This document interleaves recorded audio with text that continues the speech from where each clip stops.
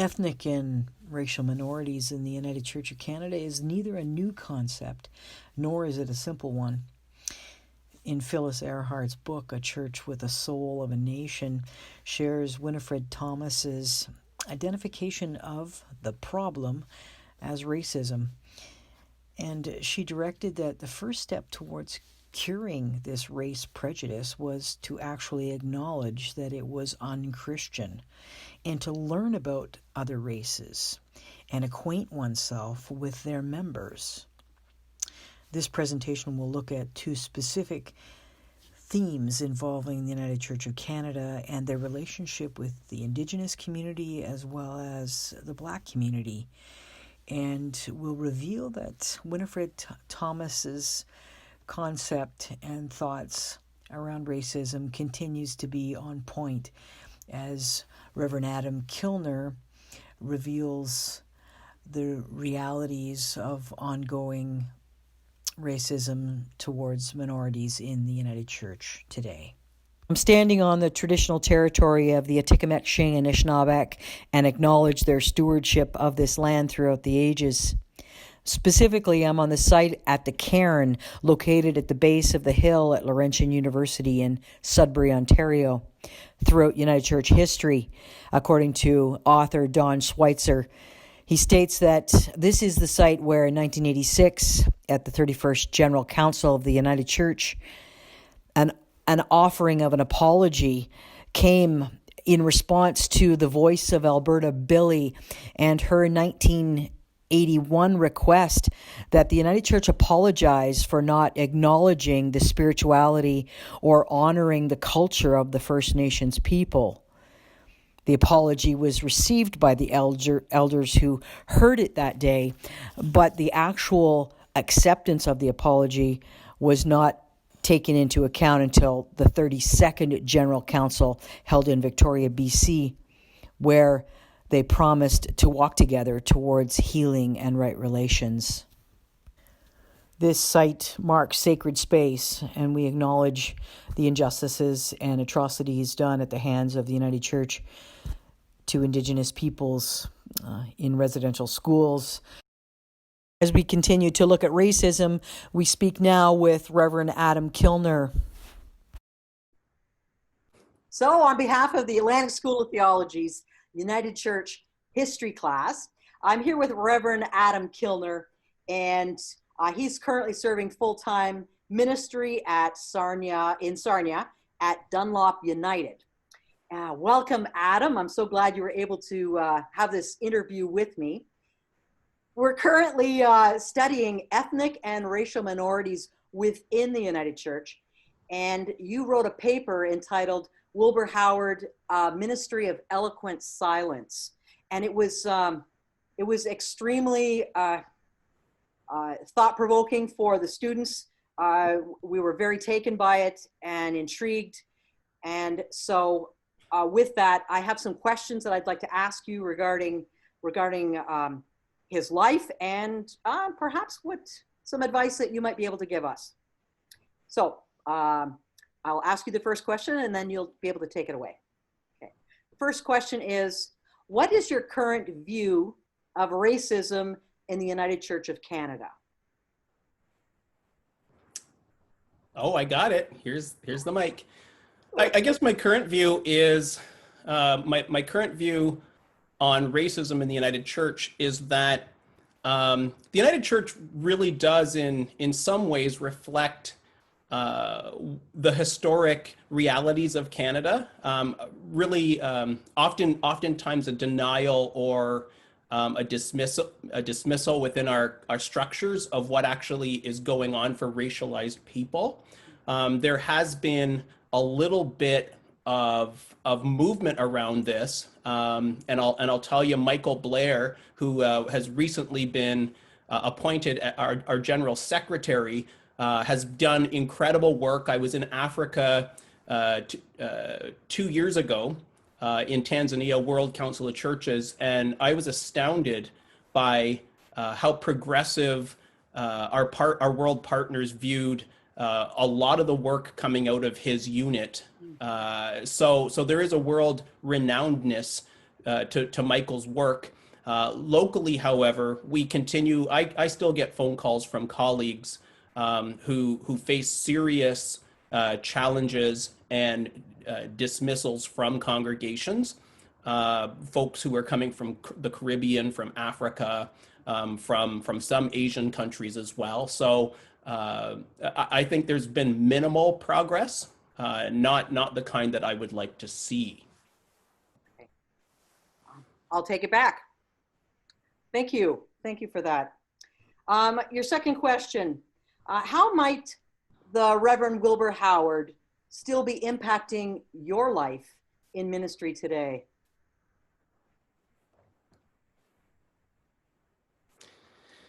So Wilbur Howard is what Cornel West, the American philosopher Cornel West, would call a long distance runner for justice. So he entered ministry not needing to accomplish everything overnight, even though it would be best for racialized folk for that to happen.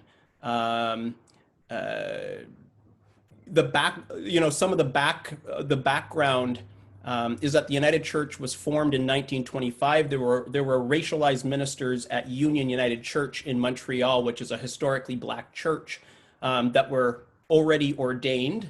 Our dear colleague Anthony Bailey, his father was an assistant pastor there under Charles Esty, and Wilbur Howard was ordained about 12 years after the United Church formed. So that was our first Black minister. He didn't receive his first solo ministry charge until about 25 years after that. He was in team ministry for a few years as well, but he didn't get into a local church until about 20 or 22 years after he was first ordained. Right. And of course, we're talking the 1940s and 50s. I think he went into his first local church in 63. And so that tells us a story that I think we need to hear, and we need to start asking questions about, be curious about. Why would it take that long? You can read a beautiful article by Mogoli Samba, which appeared in Broadview magazine a couple of years ago. I had extensive conversations with her about his story. And about 10 years after he received his first, local call in a congregation, he had become moderator. And his first words were, "This is a high moment of acceptance," which is also something. Back in June, we had our first Black Lives Matter rally here in Sarnia, and we had about 3,000 people show up.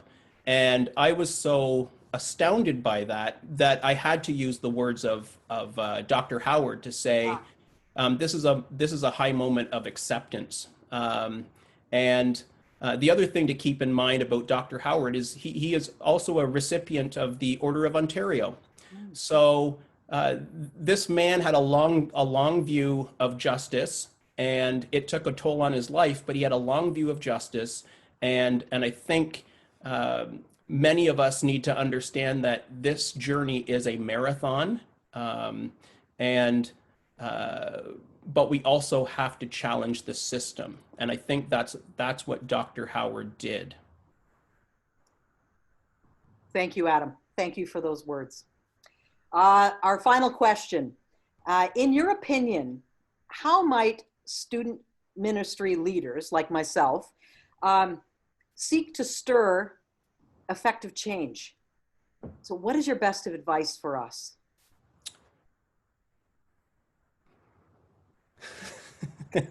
We're so smooth. I know. I think my view, I think my best advice at this point, I mean, I'm not an expert on this. I'm mostly somebody who likes to read the history and see what the perspectives are out in the world. But I would just say, just keep talking about it, keep reading, especially reading books by racialized authors. I'm a Black man. I don't always understand what's going on in the Indigenous world. But taking that free course out of the University of Alberta has dramatically begun to break down any internalized stereotypes I have and rebuild a mindset and a way of possibly developing good habits.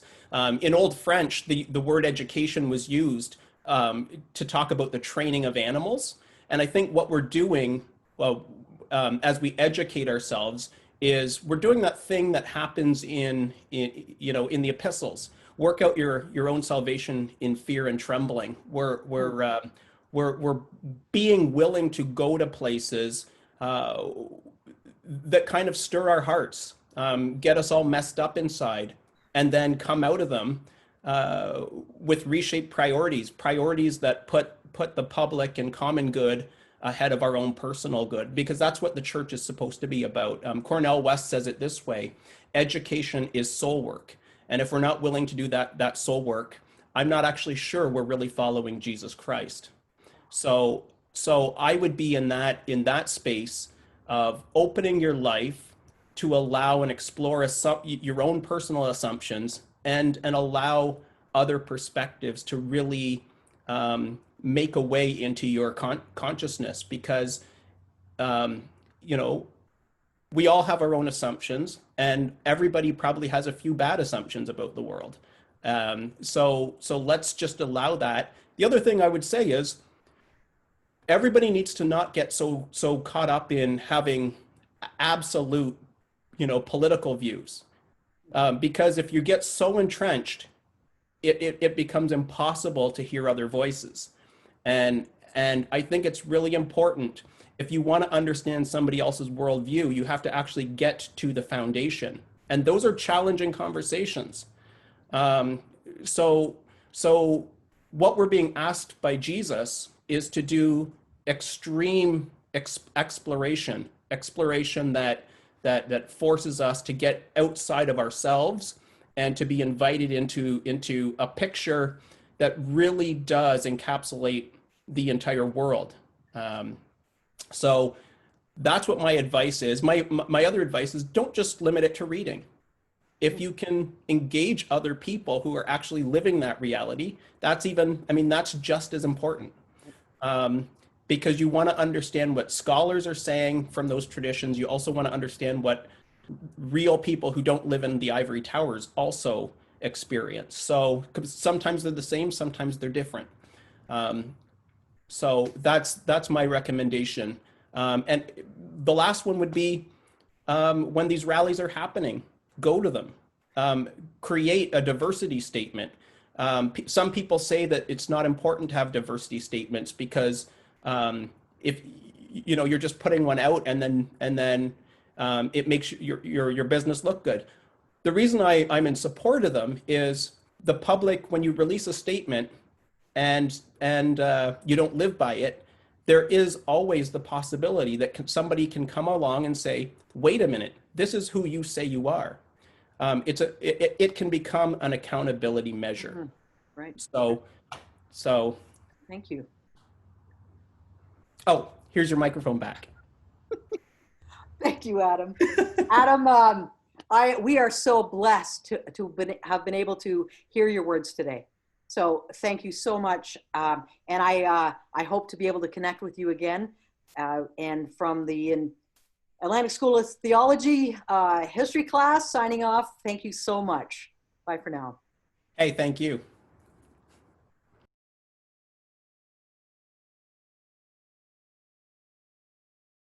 So to conclude, and what Reverend Adam has revealed, that history with injustices faced by Black clergy still exists today in the United Church, and that we have more work to do to end systemic racism.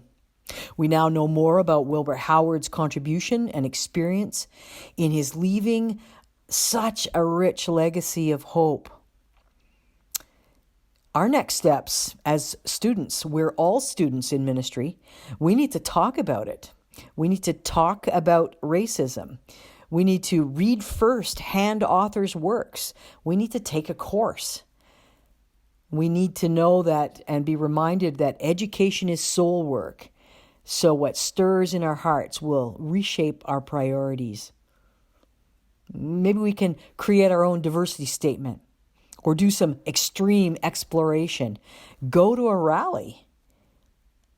In the end, we're creating our own diversity statement by doing such. Hope you've enjoyed this presentation regarding ethnic and racial minorities in the United Church of Canada.